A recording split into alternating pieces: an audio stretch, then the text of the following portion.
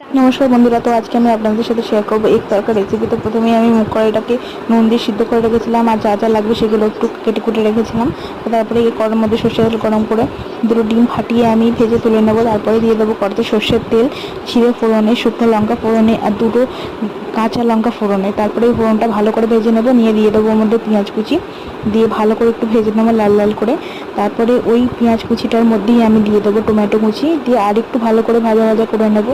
তারপরে ওটা একটু ভাজা হয়ে এলে আমি ওর মধ্যে দিয়ে দেবো নুন, দিয়ে আর একটু ভালো করে কষিয়ে নেবো। আগে থেকে আমি 5-7 কোয়ার মতো রসুন থেঁতো করে রেখেছিলাম, সেটাই দিয়ে আর একটু ভালো করে কষিয়ে নেবো। রসুনের কাঁচা গন্ধটা চলে যাওয়ার পরে আমি দিয়ে দেবো লঙ্কা গুঁড়ো, হলুদ গুঁড়ো আর সামান্য চিনি, দিয়ে ভালো করে মশলাটা কষিয়ে নিয়ে দিয়ে দেবো আগে থেকে সিদ্ধ করে রাখা ডাল আর ডিমটা, দিয়ে ভালো করে নাড়াচাড়া করে নেবো। নিয়ে আর একটু জল অ্যাড করে ওটা 5-7 মিনিট মতো ফুটিয়ে নেবো, নিলেই রেডি হয়ে যাবে আমাদের এগ তরকা।